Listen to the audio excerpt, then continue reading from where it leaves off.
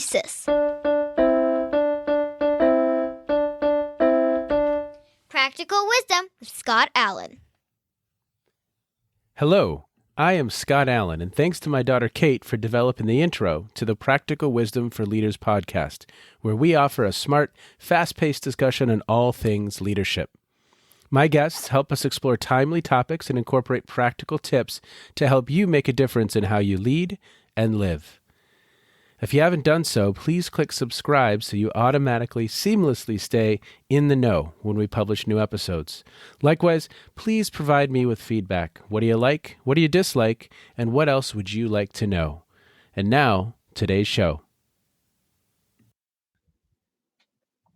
Everybody, today on the podcast, I have Linda Moore, Dr. Linda Moore, and she is a psychologist and reached out to me about coming on the podcast, and we kind of she's angered the tech gods. I need to let you know that she's in a previous life, she either did some bad things to the technology gods, or she has angered them in this life. We don't know which, but we've kind of worked a little bit to get to this point today, and we're very excited.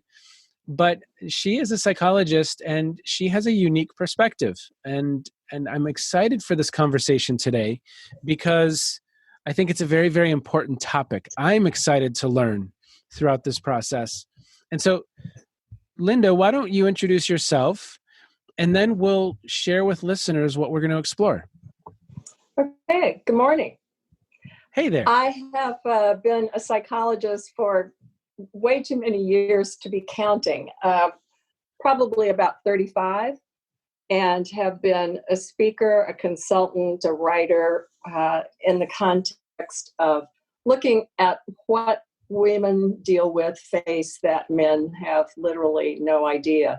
I watched the convention last night, and the incredible shift in energy and in power that is expressed today is reflective of a root system I was connected with when I lived on the East Coast at the University of Virginia. And we actually started the women's movement and began to look at the psychology of women, particularly in terms of leadership roles and how stymied most of us were.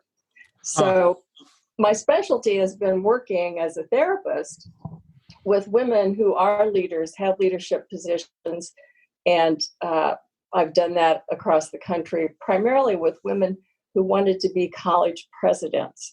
So I have lots of disgusting stories and lots of successful stories, but it's really important for us to be able to get a handle on the underlying socialization process that teaches women not quite what they need to know to be successful. Although from what's happening now, I'm seeing that has changed, and I think it has to do with numbers, if that makes any sense to you. Many years ago, Dr. Rosabeth Kanter wrote a book called Men and Women of the Corporation. I think it was 1970, 71. Okay. The most profound takeaway from that book is nothing will change until there are more numbers of women. And that we will continue to be discriminated against and taken not seriously until numbers increase. So I think we're experiencing that increase in numbers. Well, certainly there's more women in public office, at least at the national level, than ever before, which is exciting. More women running for candidacy, I believe, than ever before. Mm-hmm. And I couldn't agree with you more. I think the countries that have a balanced approach to this, I believe it's New Zealand, where it can't go out of a 60-40 kind of out of balance. I think my layperson's observation is that organizations of all men have some toxicity. Organizations of all women, there's some toxicity there as well. But that blend and that balance provides a nice perspective. And you said something important. You said, and I'm not going to get it perfect, but you said something of we teach women almost everything that they need to know. Let's go there. Let's start there. What are you experiencing as you are working with women who are assuming leadership roles? What advice can you share with listeners What stories do you have? I'd love to explore that. Well, let me give you a couple of sort of, I would say, elementary psychological principles about differences with women and men. And some people might not agree with me, but when we grow up, little girls are taught to feel versus think, and little boys are taught to think versus feel. And we begin a very, very different socialization process. It means that we are, as women, incredibly sensitive to what people are thinking of us. We're sensitive to our feelings, and most of us learn to be nice girls. My basic message to women leaders, whether they're looking at college presidencies or whether they are wanting to run an organization, is please, if there's one thing I want you to do, it is to stop immediately being nice. Please trade nice for kind. Nice is self-negating. Nice makes you disappear. Nice eliminates you from the conversation because you're too focused on how the other person is feeling. Now, that gets activated more with men for some reason, but we also do it with one another. And so a lot of people get very uncomfortable with that message. But kind is interacting, connecting, caring, really being able to say what you want to say, but also listening carefully to the other person. Nice just means I'm paying attention to you and I'm trying to make you like me. Wow. So that's really in there. I like to think that today women are doing a better parenting job, men are doing a better parenting job, but I still think that's a basic socialization process that we have to shake off. It's tough. So it's that's the starting point, at least one starting point for you is the socialization. And then because of that socialization, we have this nice, right? Yes. I'm sure subconsciously that's even some expectations of men that's what they expect is, her to be nice. I love your distinction of nice versus kindness. What are some other results of that socialization that you see? Another big one is that we put more energy or believe that we need to, and therefore try, into maintaining the primary relationships in our lives. So women frequently run into huge amounts of conflict between the way they behave at home in their primary relationships and the way they behave at work. And sometimes it's so different. I'm working with a couple of women who are in fairly high leadership positions right now who are so competent in the work that they're doing and do such a fine job and are highly regarded by their companies, by their agencies, and they are a mess, that would be a deep psychological term, in their relationships at home. Yeah. And that they struggle constantly. So part of it has to do with psychological boundaries. And women have a tendency to allow people to cross their boundaries. Again, that pulls in the nice part, but it's also about our intense energy about connecting and relating and staying connected and relating. So we will allow people to interrupt us. We will allow people to come into our space when we're working. We will allow anything that the connection pulls us to.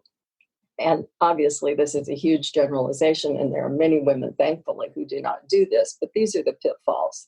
Yeah. And then we construct what is called by some people a false self. Some people would call it fear of fraud.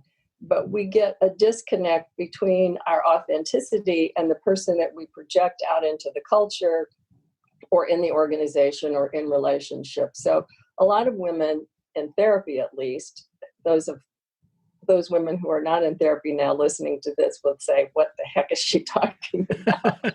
But experience a huge gap between my authenticity and the person who's out here, and you're going to discover that I'm not as smart as I appear to be, or you think I am, that I have constructed this external false pseudo self, and there is a different person inside, and you will eventually discover who she is. And that has to be incredibly difficult to walk around with. Yes, it's right? heavy. It's heavy. because and if you go ahead. if you have a voice and you have learned to use it, my first job interviews out of my doctoral program at UVA were in a time when there were no rules about discrimination.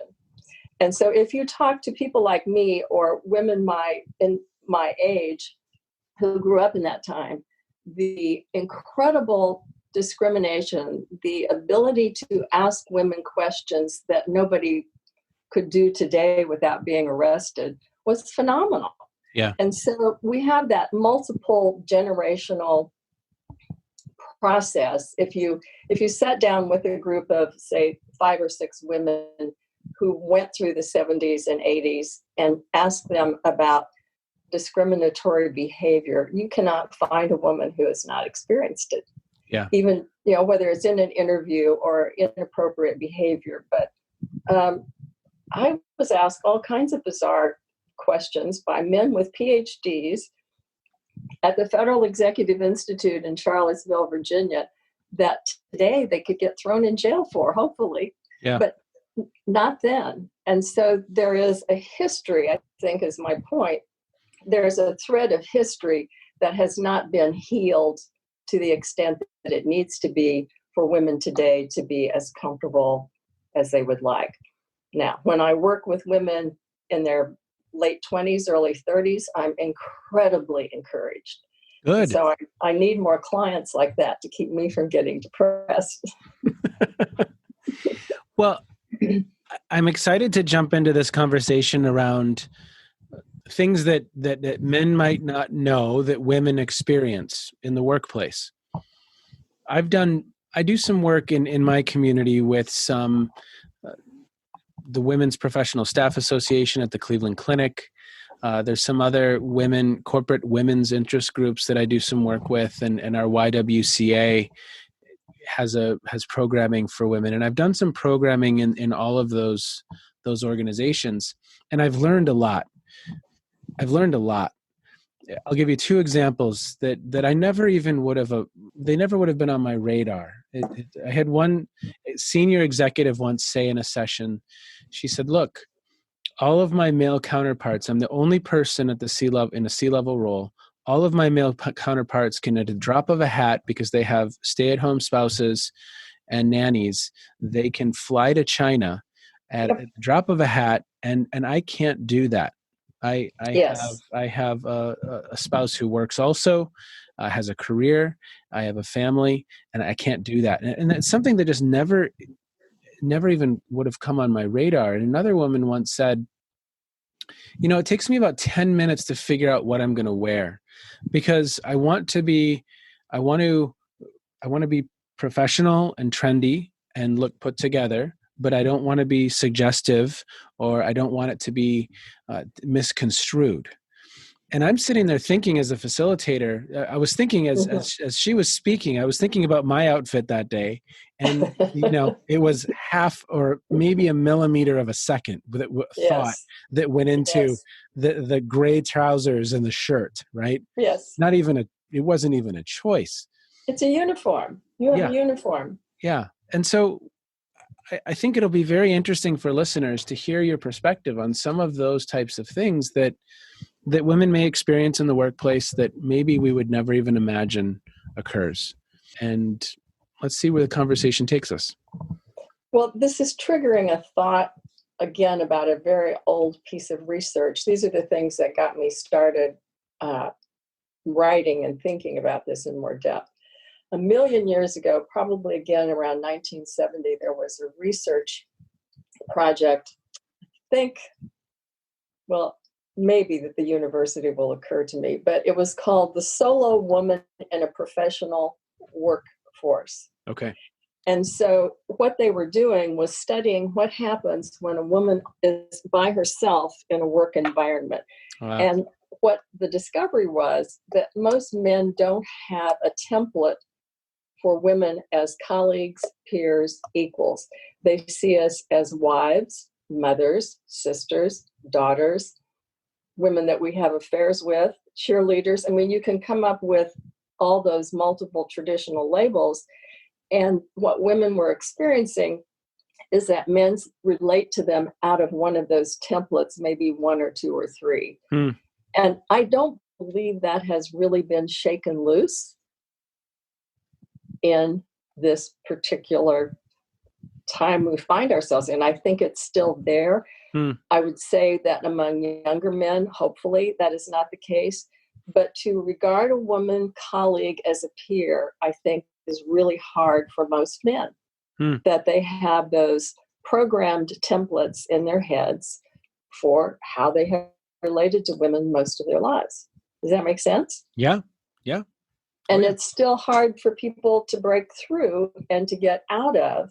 So I guess what I'm saying is the research that was beginning back in the late 60s and early 70s has evolved in terms of so many more women being in positions of power so that can be shifting and changing. But our behavior is something that we have to look at that is incredibly important in terms of our communication in meetings, for example. Sure. And again, pretty older research. Deborah Tannen did an incredible amount of research on communication processes between men and women. We like to make eye contact when we are talking. Men seem to be less comfortable with that. So I suggest to my clients, whether they are business women or they're just dealing with struggles in a relationship, if you want to have a conversation with a man in your life, do it while driving a car, because when men are looking straight ahead and do not have to make eye contact with you, they talk. Now, that comes from Deborah Tannen's early research about how important it is for us to be visually engaged with you while trying to make a point, and how men avoid it. So if you looked at some of her old recordings of meetings and how women are struggling to lean forward and to get in the face of a man that they are talking to, and men are looking at the ceiling or, down at their paperwork, it is incredible. Yeah. And so again, I'm just pointing out that we have some built-in ways of being socialized that get in our way, but they're good. They're not bad things. There's nothing bad, but it's just different. And so if we acknowledge it, we do better. Yeah. And if I remember correctly, some of that research was that they would put boys in a room and the boys would kind of set two chairs together and look forward. And the women would kick each other. Or kick each other. And the women would face one another. Yeah, they'd move their chairs so they could talk to each other. Yes. Loop their legs over the armchairs so that they could connect. Yes. So what else? What else are some experiences that you've come across or that you want to discuss? Okay. So I think one of the most common things I'm asked to talk about to groups, and I do as much volunteer work as I can now since everybody is so stressed, but one of the most common things I'm asked to really describe, how do you find balance in life? So topics like Balance 101, I want to destroy the mythology of balance. Yeah. Particularly for women. So we are really motivated to create balance. And you've given some good examples of that already, that when we decide we have to go on a business trip, we are already thinking of all the people and the obligations and the necessities that have to come into play to do that, rather than relying on somebody else to fix it and we just go get on an airplane. Yeah. So my common comment is, there is no such thing as balance. Quit trying to achieve it. It will never happen. And instead work toward the concept of an integrated life. And that can change psychologically the way you think about it, because you're not going to have a day of balance. You might not have a week of balance. You could achieve a month of balance, but just let go of the word and think of integrating. So you say, okay, I may not be able to work on this project for several days, rather than trying to say, how do I organize my day so that I can work on the project? And get your partner or your significant other to perhaps work with you on that, we can't do everything and it can't be balanced, but it can be negotiated and can be integrated. We'll talk a little bit more about the negotiation and the integration. So Okay. what are some indicators that someone is negotiating well, some of those competing commitments, or integrating those competing commitments well? Okay. What in your work, what do you see? When someone's doing it right, we need the template, Linda. When somebody's doing it right in a male-female relationship, it means that they have learned some of the basic communication skills that have to do with shutting your mouth and listening. So I tell people, and this is so important. This is written about in every couples communication therapy book that's been written. If you can't repeat back to your significant other or the person you're talking to, almost word for word, what they said to you before you design a response, then you have not listened and you're on the wrong track. It's a good litmus test. Well, it's huge. And so there are techniques, to discover that and to actually embarrass couples in my office by letting them see. And it's a two-way street. It's not just men or just women. We do not listen well because we're formulating our thought. So if you want to hear a funny story about that, yeah. I could tell you a funny story. So I had a couple, I was working with a psychiatrist and a social worker who came to talk to me about an argument they were having over their pet parrot. Okay. And I said, I'm getting paid for this? This is ridiculous, okay? So we're having this conversation, and they're very angry with each other about the care of this parrot. They also have 2 children that they seem to handle fairly well, but they can't come to grips with this ridiculous parrot. So I made them do this, I instructed them in this technique of, okay, what we're going to do is you talk, and now you listen carefully and repeat back to your spouse exactly what you heard them say. It took approximately, I would say, 10 minutes of interaction to discover both of these people hated this parrot. Each of them thought the other was invested in keeping it, and they were arguing about something that they agreed with but had never heard the other one say. Wow. Isn't that fascinating? Well, it's my most extreme, ridiculous example from 2 really educated people who were not talking to each other. So when you imagine taking this concept into a work setting, and there is a communication around a table or just in a one-on-one conversation, if I am, as a woman, am in my traditional role, I'm probably overthinking what I want to say and how I want to present myself, and I miss part of the conversation. A man is likely so assured that he knows what to do and the right way to do it that he's also not listening to the other end of the conversation sufficiently. And so what I've discovered in negotiations and work settings where I've done team building or worked with a significant number of people on a team is the differences between people are so extreme sometimes just in personality constructs that it's really difficult to understand the differences unless you are listening so intently before you open your mouth.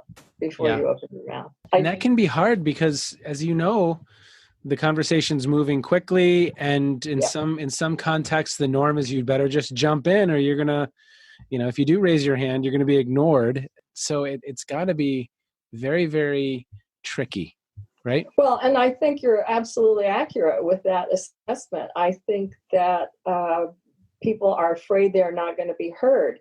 And if I'm concerned I'm not going to be heard, I'm going to speak before I have sufficiently listened. So it reminds me of another story. I had a woman college vice president who was not getting her voice heard in cabinet meetings and in high-level meetings. And so she really felt that people were taking her ideas and not giving her credit. Okay. So I really asked her to look at where she was positioned in the order of presenting ideas, and she liked to talk first. And I said, bad idea. Don't ever be the first person in a group of men to talk first, because they will think your idea is theirs. They will have heard it, processed it. And she wanted to argue with me. And I said, okay, so here's what most men are doing when you first come into a meeting. This is terribly insulting to men. I apologize. Most men are jockeying for position. They're not listening thoroughly. They're not paying close attention. They're sort of, I mean, I could give you a more graphic, metaphor for this if we were not, like on a podcast. But women are trying to be seen and be heard, and they think if they get in, I said, okay, let them all talk, because while you're talking at the beginning and they hear just a small construct of it, they will be convinced that it came out of their own head. But you need to wait until everybody has talked more and the tone of the meeting has quieted down, and then you talk, then you speak. And if somebody actually says, put your idea into play as theirs, then you turn to him and say, John, thank you. I didn't know if you heard that idea when I first expressed it, but you've built on it very nicely. And I really appreciate the input. Thank you. Yeah. You can do that in a form that is not totally insulting, but it sometimes works. It's an interesting puzzle, because I think you're right. In a lot of contexts, sometimes it could be that the men are jockeying. Sometimes it could be that they're just really into solving the problem. They're just so consumed with the problem that they're not thinking about niceties. They're not thinking about norms. They're just, and so it's complex. And there's that quote. I'm sure you've heard that quote about Ginger Rogers. It's the old, sure, Fred Astaire was great, but you got to remember she did everything backwards and in high heels. And so I think at times you have to be better. You have to be better and more aware of what's actually happening in those dynamics and happening in your head and the voices that need to be pushed through, but then also just the dynamics and sometimes the other people that you're going to have to push through. Sometimes in some of my own leader development work, and I'm going to grossly stereotype right now.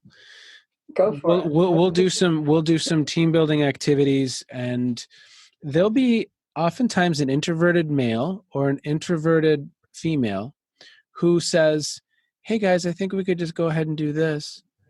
And it's the right answer. Mm-hmm. But Paul, Steve, and Jim have jumped in. They didn't even hear all of the directions. Sally jumped in with those three, and they look at this person who made the comment like they're from Mars, and then turn back and start jumping back into whatever they were working on. And sometimes it's about helping then that young woman say, hey, you need to hear me right now. I spoke up and I have an idea. Yeah. Because they won't be heard.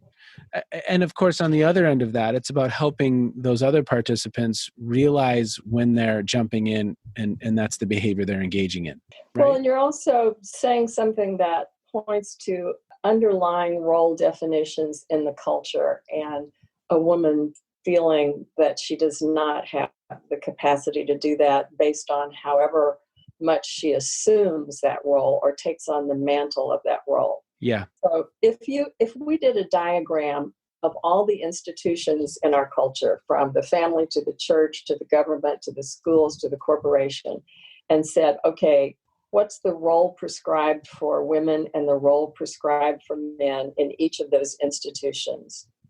And how does that manifest in observed outcome, observed behavior? And you will find that my personality is in interaction with the role that is prescribed for me. My behavior is what I have learned that I need to do to be able to function well in this organization. And those have not been loosened up across the board in our culture. So we are so programmed in that behavior that the woman you're describing, who's a little introverted, does not see herself as capable of having that much of a voice without somehow breaking out of a stereotype that she has taken on and lived for much of her life. Yeah. Well, and of course she has the right idea. She had the breakthrough idea. But Yeah. and it's a beautiful thing in some of the programming that we do where at the end, maybe it's after 3 or 4 months of some pretty active coaching with the students and helping them become more aware of the group dynamics. It's about helping those three young men and that woman realize that they jump in too quickly, they take over, and they're kind of bulls in china shops at times. And it's about helping maybe that young woman find her voice in that moment, and That's just excellent. and communicate in a way that's going to be heard. Right? It's kind of a both and. So does it feel like it takes? Does it feel like they're getting it? It's so beautiful, Linda. When it's in this one program that I'm thinking of, where after about 3 months of pretty active coaching with the students and a lot of practice with the students, we know we've gotten there, quote unquote, when the students can look at each other in a debriefing session and say, Jim, you jumped in again. And Jim says, I know I did. Or that introverted student can say, Jim, you're jumping in again in real time. That's how we really know. And or if Jim pauses and doesn't jump in and says, okay, you all, I know I can jump in, but what do you think? That at least there's some greater level of intentionality behind behavior. Because people are entering that arena, and the people with their defaults to just jump in and start tackling problems can be challenging to navigate, very challenging to navigate. Absolutely. So seeing that works with that kind of instruction is very encouraging to me. And you're pointing out something that I think we don't understand well enough in terms of organizational settings, and that's the introvert extrovert breakdown. And I once did a consulting thing for a pretty high-tech company where everything was breaking down in terms of communication. And I went in, there were, I think, about three people who were the designated leaders in a large group of maybe 15, 16 people. And it took me about 15 minutes to watch the interaction to see what was going on, that the three leaders were flaming extroverts. The rest of them were tech people, all introverts, hardly ever opened their mouths unless they were encouraged to. Yeah. So we did some testing just so that they could see the differences. And it made a remarkable difference in their understanding of the dynamic, back and forth. It's huge.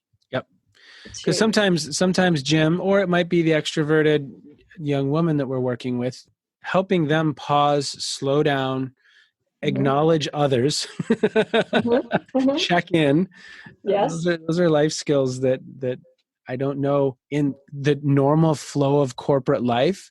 We don't hear people saying that. It's not like people look at the senior VP and say, Carl, everyone's miserable when you just take over like this, and stop it, please. Right? Yes, exactly. Linda, we are a little bit close on time. We have flown by here. Any final thoughts, maybe a suggestion or two for people who are aspiring to be leaders, and maybe for some leadership educators, 1 or 2 thoughts for leadership educators? Anything come to mind? Well, I'm sitting here looking at all the books that I have my iPad balanced on, which I just grabbed off the shelf. I have Adam Grant's Give and Take, which I think is an incredibly fine book if you're trying to look at a way to measure yourself and understand the way you behave in organizations. And you can actually take his inventory online to see, am I a giver, a taker, or a matcher? Are his 3 categories. They're very useful in terms of self-analysis. I have The Coddling of the American Mind. I have Managing Transitions, Reframing Organizations, and a very old book that I didn't know was on my shelf, A Simpler Way by Meg Wheatley. Those are all new to old that I pulled off a bookshelf. So I really love recommending the first book that I wrote on powerlessness. It's called Release from Powerlessness, Take Charge of Your Life. It's full of inventories and questions to ask yourself to understand your behavior and your role in the organization. It's very cheap on Amazon or on my website. Nice.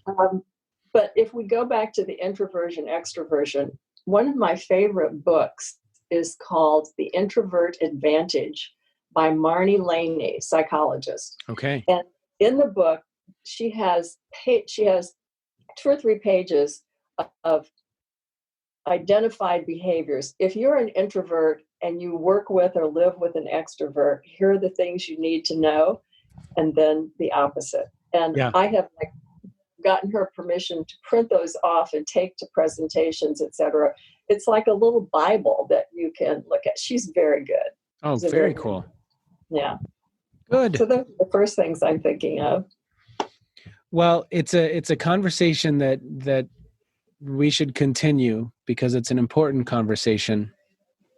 These differences, and I loved your distinction of work-life integration and what that can look like, and gender differences and socialization differences and how that plays out. And I think, at least for me, the theme that I kind of keep coming back to is, are we slowing down and actually watching what's happening in front of us? Are we present, or are we on autopilot? And I think a lot of people are on autopilot for a lot of the day and not in tune with their triggers, their values, their motivations, their behavior. And rightfully so. We have a lot coming at us, but that intentionality and that awareness and that presence, wow. If we can help people. And I'm interrupting you, but what you're saying right now is so important in terms of this whole pandemic. And one of the other things, I'm looking at my books that I have here. One of the other workbooks I've written is called What's Wrong with Me? Maybe Not That Much. Yeah. And the reason that that's important is a big generalization again. When there's a conflict, when there's miscommunication, a woman goes immediately to what's wrong with me. Men go to what's wrong with you. Yeah. And that difference is huge in terms of the way we internally, psychologically process. And I would say right now, in the middle of all the stress we are under, that's huge in terms of how are we communicating with each other. Am I taking my responsibility for what's going well and what's not going well? And am I taking my responsibility to take myself off the hook when I need to? Wow. And that's some serious metacognition, or thinking about your thinking. You got to be good. You got to be good. You have to, just remember, you are not your thoughts. That's my basic psychological principle. Maybe that's what we'll call the podcast. You're not your thoughts. There you go. Well, Linda, thank you so much. I look forward to continuing the conversation down the road. It's been wonderful getting to know you a little bit. And thank you so much for being with us today. Thank you. It's fun to talk to you. Yes. Okay. Be well. You too. So I want to thank Dr. Moore for that conversation. It was just a lot of fun. I'm reminded of a quote. Actually, I'm not going to give you the actual quote here, but it's a concept from Ron Heifetz, the concept of getting on the balcony. Sometimes the Jesuits call it reflection in action. The conversation we had just reminds me of the importance of really, truly being present in how we're engaging with others, present in our own areas of growth, our areas of limitations, our areas of strength, because I think we have to be on the balcony. We have to be reflecting in action. We have to be present to succeed at this work. It's incredibly difficult work. There's so many different nuances. All of us have blind spots. All of us can learn. So presence, reflection in action, getting on the balcony. My conversation with Dr. Moore brought some of those thoughts to the forefront for me, and I really enjoyed our time. Take care, everybody. Be well. See you soon. You have been listening to the Practical Wisdom for Leaders podcast. If you liked what you heard, please share it with others and let them know what we're up to. And one last quick reminder to click subscribe so you know when we publish new episodes. And of course, we'd love to hear your feedback. You can stay in touch with me by visiting www.scottjallen.net or any number of social media platforms. Be well, be safe, and make a difference wherever you are on this beautiful planet. And now, here's Kate's twin sister, Emily, with the outro.